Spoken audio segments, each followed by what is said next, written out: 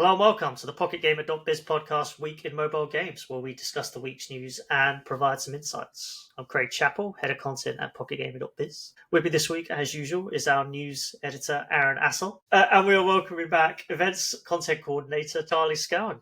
Welcome back on the show. Good to have you here. How you doing? Thanks for having me back. I'm good. Apart from the golfing and the general sort of gaming as well. I was out in Riyadh a couple of weeks ago for the Esports World Cup, which I'll talk a little bit more about that in a moment. And then the week just gone, so last week I was in Edinburgh for a couple of days. Very nice. Taking some time to relax and see all the Fringe Fest activities. I think we timed it right because the storm sort of rolled in as we were leaving, so I think we timed it perfectly with that. For anyone that doesn't know, Fringe Fest, I think I'm right, it's like a comedy month, right? And so there's pretty lots much, of yeah. It's like loads of comedy shows going on, whether that's stand-ups or sort of little sort of plays that are going on, and there's performances on the street and loads of tours going on, and loads of beer and student stuff as well. So it's a very busy time of the year in Edinburgh. And I was speaking to someone out there, and they said that if you tried to see every single performance for 24 hours a day that you could, so every half hour that you'd be going, you'd still only see not even 1% of everything that's going on at the Fringe Fest. It's just it's the sheer amount of stuff that's going on there is absolutely crazy. Aaron, how's your week going? Yeah, good, thank you. Although it was last week, I thought I should let everyone know, because they'll have been waiting to hear since our last podcast. I have actually finished Xenoblade Chronicles X, finally. It took about 115 hours-ish. Oh. So that was doing kind of the post-game story content as well. I was like 99 and a half hours to finish the main game, and then another like 16 for the post-game story. So I'm kind of in this weird nebulous phase now. It's like when you finish a long-running TV show and it's like, well, what do I do now? What does life mean now? Yeah, like I'm free, but also what's left? So as for myself, not too much. Obviously, we missed podcast last week. But this week I've been super pumped about Alien Earth. So again, if listeners for a long time might have heard me say how big a fan I am of this franchise, which is kind of funny because for the longest time there were really only two good films. Aliens 1, Alien and Aliens, obviously, although people for some reason say Alien 3 is really good. I still don't understand to this day. Anyway, Alien Earth looks awesome. It's about 5 different kind of monsters this time, set on Earth. Set 2 years before the events of Alien, so I'm quite intrigued how that, if they even bother making that come together. It sounds like it's got a really good team behind it. The reviews are actually really good, and it comes out on Tuesday, at least in the US, I believe. So I can't wait. Everything I've seen and read about it, it looks amazing. Right, we'll start jumping into it. So as usual, a few shout outs. We've got the Mobile Games Awards coming up on August 19th. And then we have the Pocket Gamer Party on August 20th. So please, if you want to join us, please do sign up for that. Got PGC Helsinki, October 7th and 8th. PGC Aqaba, November 8th and 9th. And we are in the process of announcing at least 2 other events. So we've soft announced PGC Summit Korea, which is taking place in just outside of Seoul on October 1st. And then we will be announcing another summit taking place in December. So please do stay tuned for that. Nice. So we've got plenty going on. Right, kind of keeping to the topic of events. And Charlie, explain to us about your trip to the Esports World Cup and what you learned. Yes, as I mentioned, that I flew out there on the 21st. I sort of arrived at the esports venue around like sort of midday. It was very hot. There's one key takeaway. It was very hot in Riyadh. Who would have thought, right? Well, when I've been to the UAE, it's like 40 degrees, feels hotter. Yeah, I was there for that week that I was there for. It was predominantly more mobile focused. Honor of Kings and PUBG Mobile and Mobile Legends Bang Bang was taking place during that week.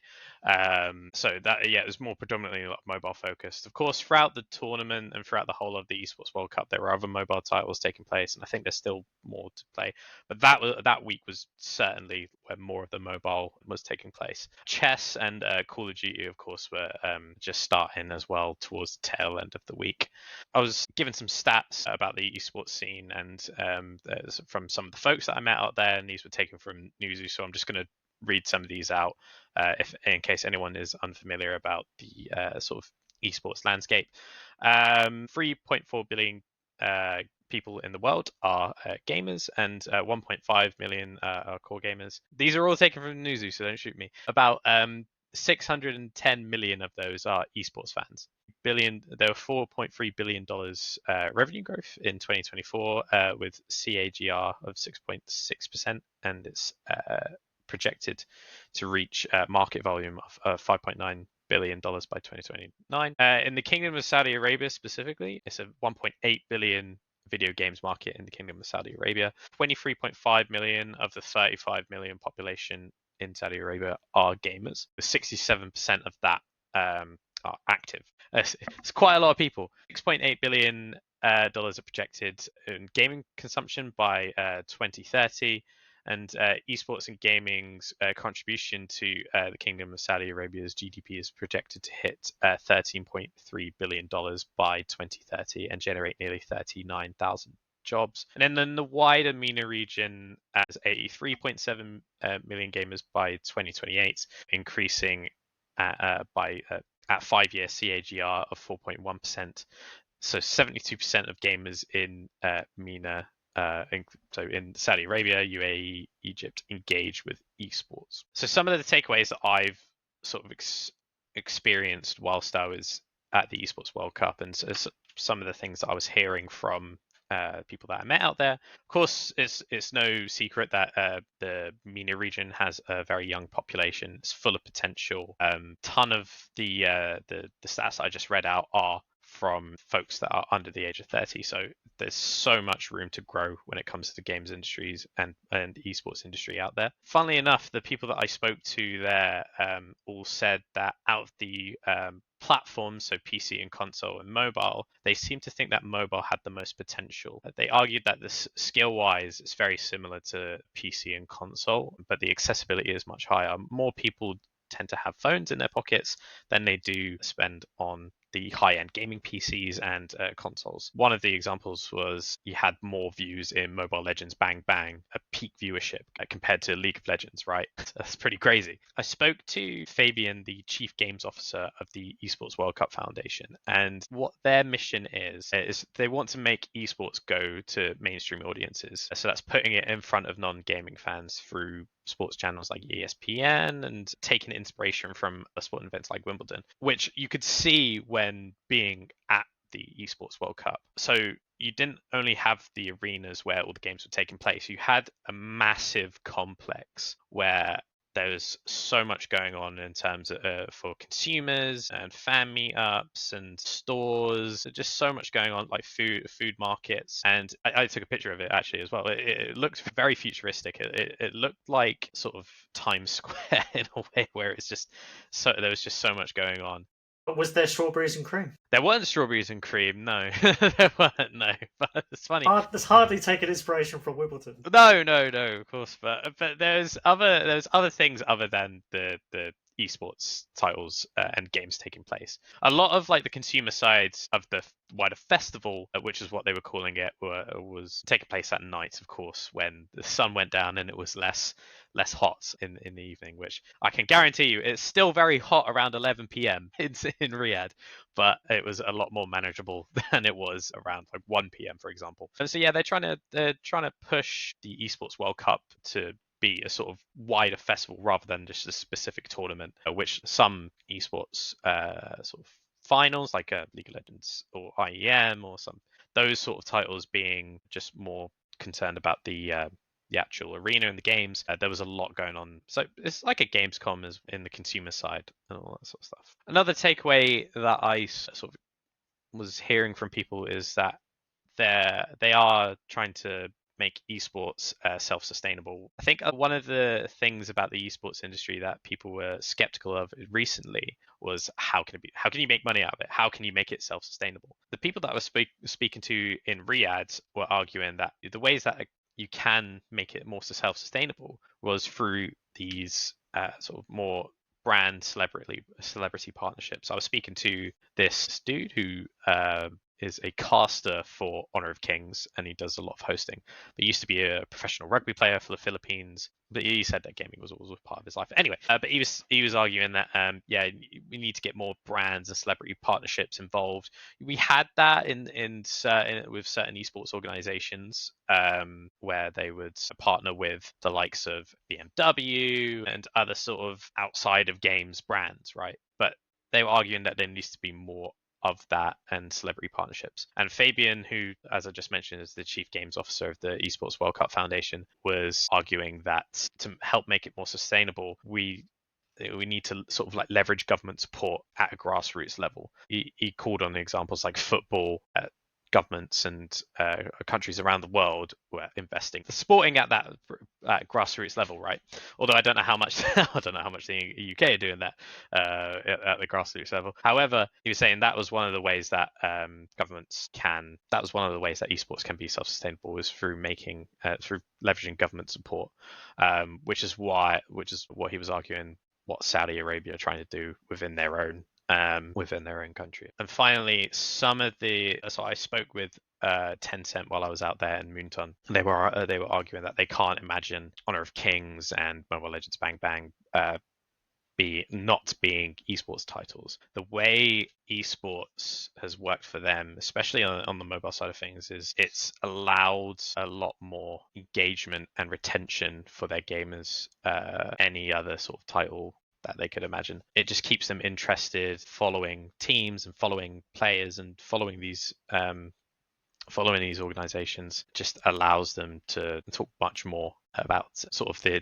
titles and retain their attention in that, right? So yeah, those were sort of like the main takeaways. Of course, there's still loads of things that Saudi Arabia are working on. The audience, I would say, in Saudi Arabia, it's not quite up to the level as like traditional sort of esports events, like a Worlds, for example, in the League of Legends World Championships or IEM in CS:GO. The atmosphere still needs to improve on that, but there is progress being made on that. But yeah, it'd be interesting to see how the Esports World Cup grows over the next few years.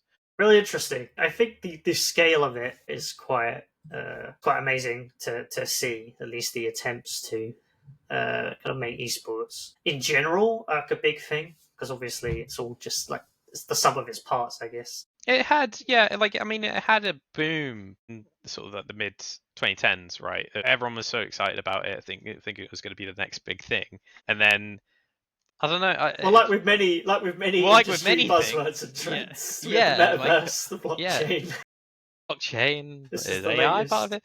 It just sort of petered out. I guess I think one of the things that esports suffered from was growing. It grew way too quickly and unsustainably to the point where you just could teams were sort of losing money because they grew too quick. I think it's a similar thing that I think a lot of games industry face, right? I don't think it's necessarily a specific problem to esports. Well, I don't agree with that. I think certain parts there are issues. All parts of the industry face challenges, but they also face challenges for different reasons. No, yeah. Esports is its own thing of whether it's sustainable or not, and I think that question has been raised a lot longer than the current industry challenges. I guess my few questions are like, it feels like this is what Tencent and Moonton were saying. It's like, is esports more an engagement tool?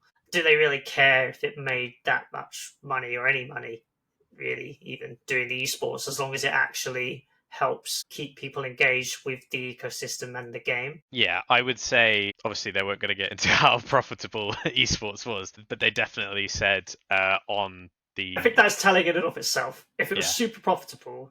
Yeah, they'd be shouting about it constantly, right? They definitely said, on the engagement and retention perspective, they were seeing numbers that they could only dream of if it wasn't an esports title, right? Like, it's just it's just such an effective way of retaining and acquiring new users as well, because it's not, esports fans from other titles as well also generally look to other sort of titles as well to see what's going on there, right? Like, I imagine me as a League of Legends player for God knows how many years and been a fan of the esports ecosystem there, I want to see what sort of similar games are doing. So it was very interesting to see like the Honor of Kings and the Mobile Legends esports tournaments play out, and how different it is in the gameplay but are similar at the same time. I think other esports fans sort of have that similar mindset where it's like they like to bounce between different titles as well in terms of viewership. So it's not only great at retaining players actually and engaging with them, but it's acquiring new users as well through natural word of mouth. Yeah, that's interesting. The other thing I wanted to say is as I guess it's good while it lasts. So you used to have like the crypto money that all dried up, obviously the crypto crash, which has kind of driven the so-called esports winter, and then now you've got all this money being pumped in from one place effectively, which is Saudi Arabia. So if and when that dries up, I'd argue that this setup is possibly not sustainable unless it's literally going to last for decades. I don't think you can expect that. From what Fabian from the Esports World Cup Foundation was saying, they are in it for the long haul. They have forecasted it to go on for quite a while. And one of the goals there is encouraging other countries to sort of follow Saudi Arabia's lead there. We'll see. We shall certainly see whether that holds up.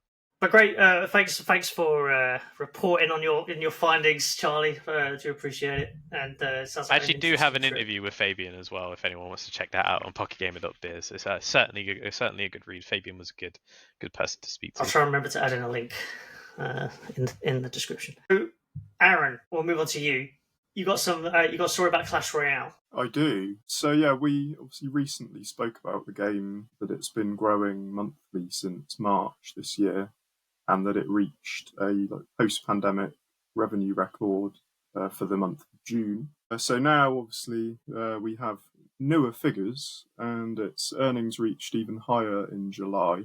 So that was now the game's most lucrative month in almost 8 years at 77 million. This is based on AppMagic estimates, so that's just Google Play and the App Store, doesn't account for any of Supercell's own store. So yeah, this was the first time in a very long time that the game has surpassed 70 million in a month. As I said, it made 77, and it was a 50% increase month over month and a 251% increase year over year. So it seems Clash Royale is having its Brawl Stars moment. Not only has it reached this kind of near decade high, but it out-earned all other Supercell games in July and more than doubled the revenue generated by Clash of Clans and Brawl Stars as well. So Clash Royale's revenue was actually more than Clash of Clans and Brawl Stars combined, which is quite a feat, I think. It just seems to be growing and snowballing, really. Like the initial growth in March was only 12% month over month. April's was 14%. Suddenly in May, that shot up to 66%. So yeah, it feels like Supercell has potentially managed here to kind of make another comeback with another one of their games. I say kind of a Brawl Stars moment where that game really had a resurgence starting in late 2023 and then into 2024. In Brawl Stars' case, it was a bit slower to get to this kind of momentum of growth, but ultimately it grew month over month for the better part of a year. It was 9 consecutive months and ended up hitting a lifetime revenue peak at the end of that at over 100 million in May 2024. So whether Clash Royale continues growing to its own lifetime record, I guess we'll find out in the months to come. But it's currently at an 8-year high, which is impressive in and of itself. So lightning does strike twice, I think is what we've learned here. It felt like Ilkka Parnanen, obviously CEO, he said earlier this year, I think, that he'd never seen anything like it in his career, the comeback that Brawl Stars had made. And so he must be pretty chuffed to see it's kind of, so far, it's happening again. We'll see how far it goes, whether it peaks already at a very good level and then crashes, or what stays at this level. We'll see what happens. But yeah, it must be very chuffed that the thing that he'd never seen happen again has happened twice at the same company. We had a debate here about Supercell, and I feel like I was won around a bit because I was probably being a bit harsh, as just my personal view on Supercell, which was they've released Squad Busters and then they've released Moko, and they're both, Squad Busters made over 100 mil. People will be happy with that, but they've also spent a lot of marketing, TV, etc., etc., and the revenue's kind of created. And they're doing a bit of a comeback. Moko didn't do anything, so it's like new games wise, the strategy there it appears to be not working at the moment. But then you have this other side where it's kind of easy to forget that last year was Supercell's best year ever, at least according to I believe they calculated their figures differently this year, which might be the reason that's the case. But either way, it's still they made a lot of money, did very, very well. And in terms of their live games, perhaps their restructuring, and they've got bigger teams now, is actually starting to have an effect on all of their games. So apparently that was one of the reasons it helped with Brawl Stars. They've been experimenting for a long time. They've been experimenting a long time with Clash Royale, and I wonder if there's also a proof of concept. So bigger team, and also proof of concept of having Clash Royale as a platform. They're starting to do that now, and yeah, very intrigued to see where it goes from here. And actually, it does make you think, okay, if I really step back, actually, Supercell is still kind of killing it. It's difficult because Brawl Stars revenue is also gone down. So, I don't know, swings and roundabouts. They're still very successful, and maybe it's one of those things you just have to see in the next year or two. Is any of that success sustained? Does it all crumble? And because they can't release new games, they're just not what they once were. It's weirdly encouraging and discouraging for the industry more broadly that they're kind of showing you can bring back a previously successful game and turn things around, but also, if even they can't really release a new hit in this modern landscape, then who can, in a way? Because Squad Busters this spring, I think they did the big overhaul for version 2.0, which was surely quite expensive with the changes they made, and yet it's not really done anything, at least based on what we can see from AppMagic. It's not turned the game around or made much of an impact at all. And even Moko is doing better than Squad Busters at the moment. So it's good that kind of their older games are fighting to come back.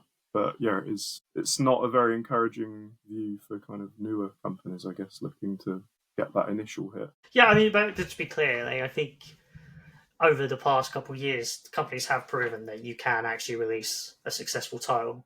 I'll go on to, in a minute, a comment that agrees with you, absolutely. But we have seen billion-dollar games come out from large publishers. They've been super successful, like Pokemon Pocket, for example. Last War, obviously Monopoly Go.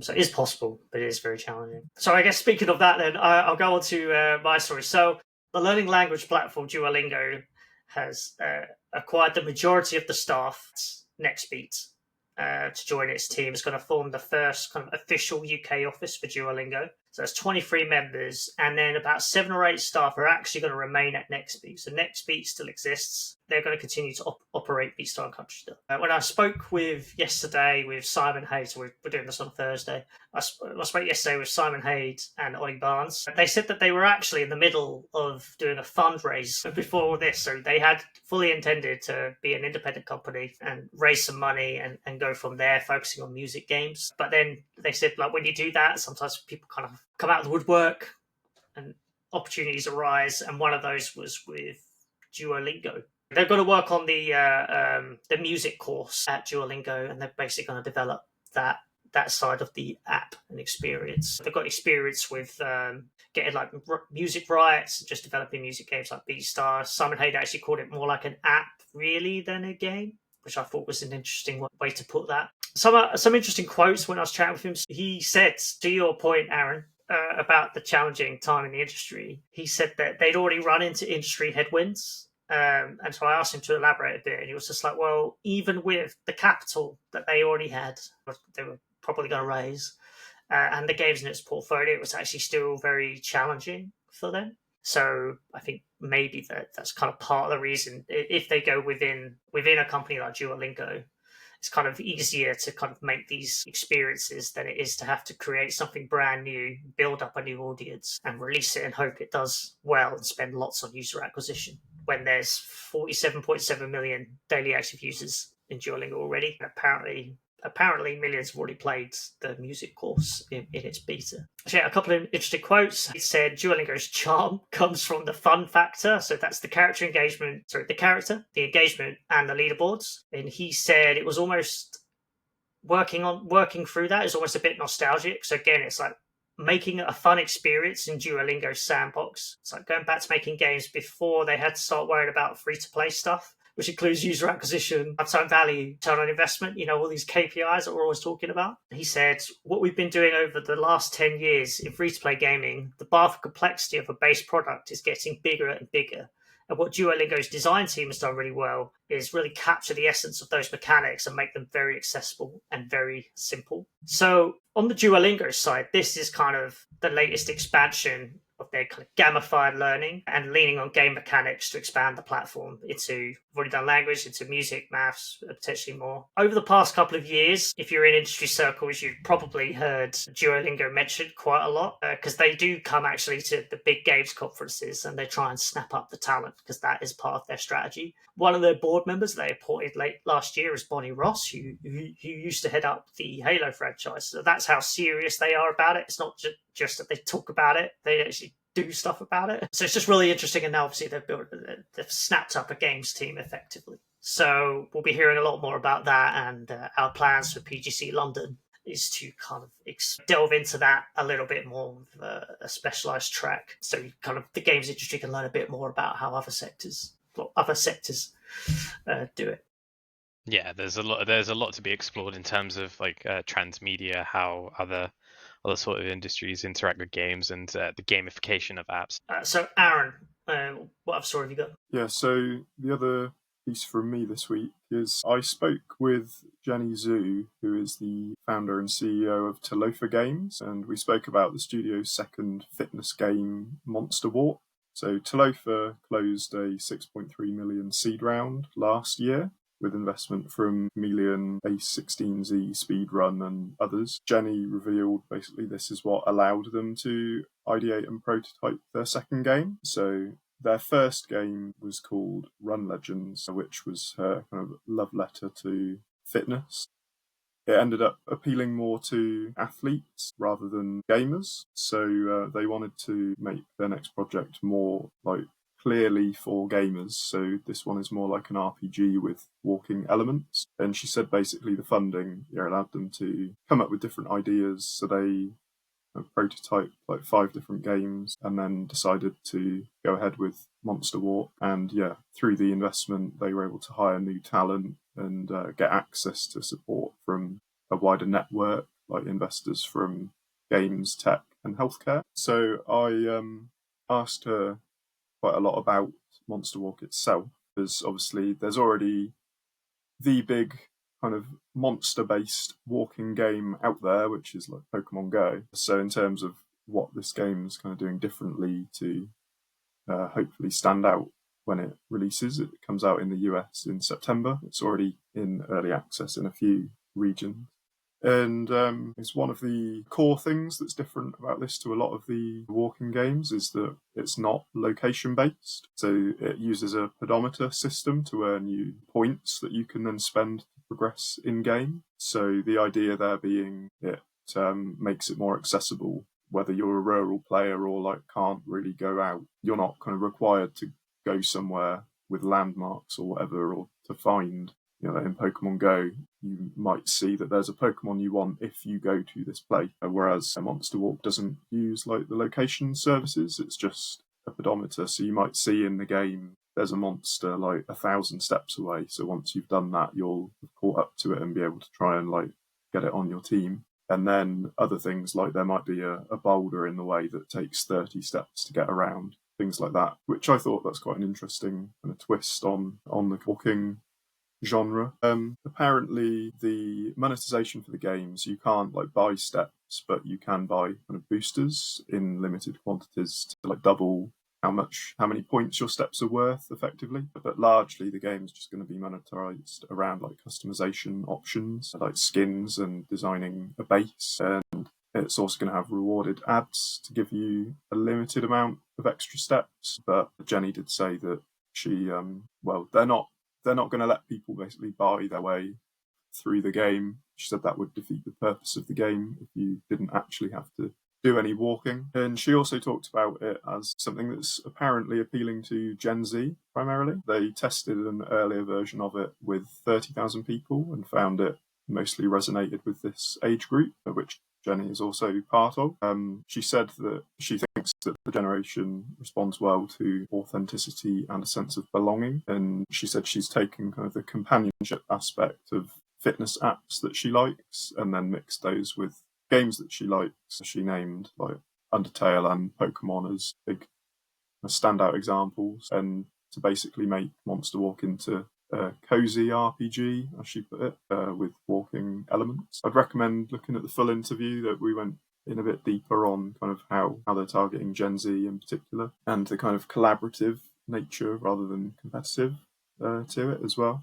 That's kind of the gist, really. I thought it was a really interesting interview, and I remember when you mentioned it, my first reaction was like, who are they? What is this game? Why is someone doing a location-based game? Because I hear it so often that someone's doing it and it'll never do anything. But this actually sounded really interesting, and I downloaded it. I'll give it a go. Some of the things that you mentioned in the interview were really interesting, especially like they called it Monster Walk, not like the previous game was Run, and then that was a problem because that was intimidating to people.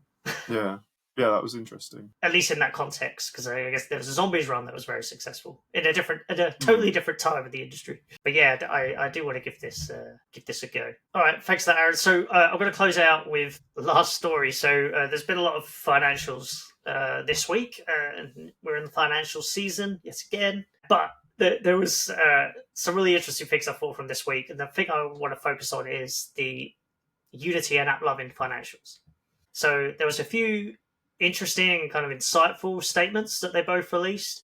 I was looking through a very long document from Unity, and hidden within that, they mentioned that like the amount of money it was costing to close their offices. That money, the costs of that has obviously gone way down, but they're still doing layoffs, and they sort of intimated that they're going to close more offices in the year ahead. But the main thing I want to focus on is the ad side of things. Unity CEO Matt Bromberg, he called this quarter an inflection point for the company, as its AI ads platform Vector, which is basically designed to compete with AppLovin's ads business, which is basically, this is an extreme way of putting it, but it's basically decimated Unity and kind of Iron Source's businesses because it's just so vastly more successful. It's growing massively. And Unity needs its ads business to basically make the whole thing eventually profitable, which is kind of concerning, I imagine, for a lot of people on the engine side, right? Anyway, so it said that Vector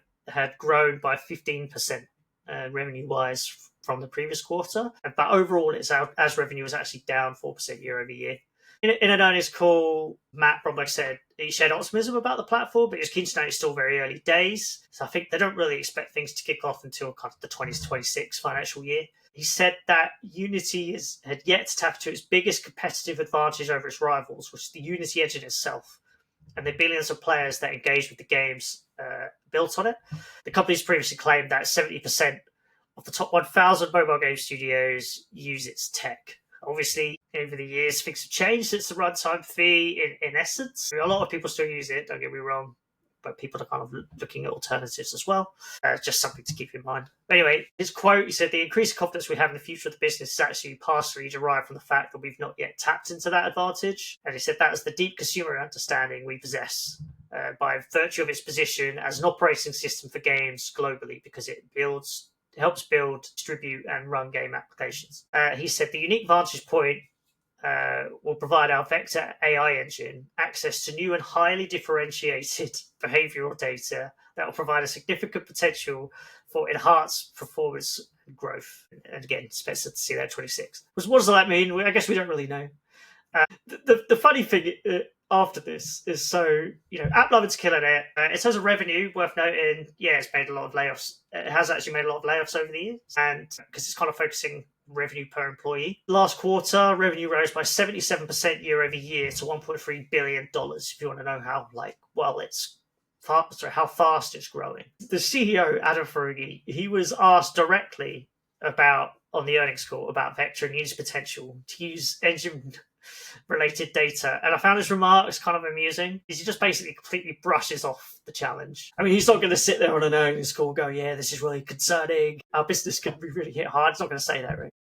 He's just like, we don't know what game engine data even means. But when you're integrated inside an application, both as a publisher and advertiser, you have a lot of data points that you're able to extract that are behavioral points of how the consumer is playing into a game. So we're obviously very good at that. Our models are cutting edge. It goes on about Axon 2. He actually said, but our market penetration inside gaming is really large at this point. And that 70% figure kind of comes back. And so he says, it's materially higher than 70%.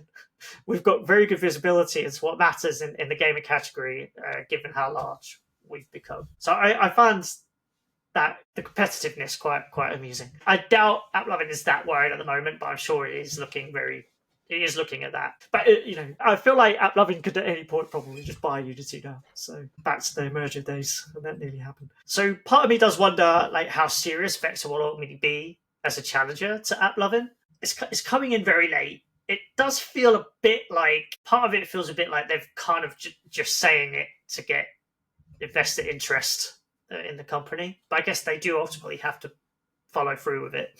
And I'm curious about how they use the data from this engine, and also that means data from other companies and their games, how that'll actually work and what is allowed. It's worth noting, so I was looking around, it's released a data framework in Unity 6.2, which I think is out in beta now, as part of plans to overall scale its AI investments across the business. So it's really going heavily on that. But the idea of the data framework is to give developers control over how their data is collected and used across Unity's ecosystem.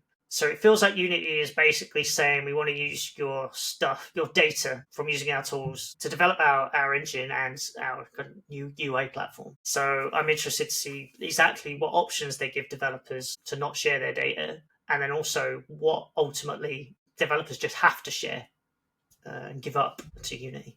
Yeah, I found that really fascinating. Right, so after all that brings us to the end of the PocketGamer.biz podcast week in mobile games. After a week's break, I have remembered the name of the show, which is incredible all by itself.